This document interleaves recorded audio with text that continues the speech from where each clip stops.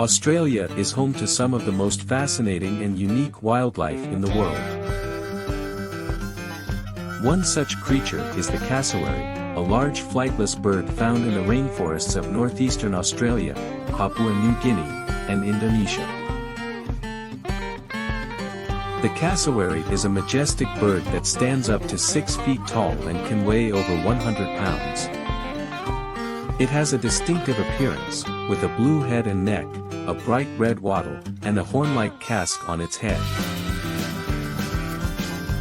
Cassowaries are primarily frugivores, meaning they eat mostly fruits, but they also eat insects, small vertebrates, and sometimes even carrion. Despite their large size, cassowaries are incredibly agile and can run up to 30 miles per hour. They use their powerful legs and sharp claws to defend themselves against predators. Cassowaries are also known for their unique breeding habits. The male cassowary is responsible for incubating the eggs and raising the chicks, while the female moves on to find another mate. Unfortunately, the cassowary population is declining due to habitat loss and hunting. In some areas, they are considered endangered species.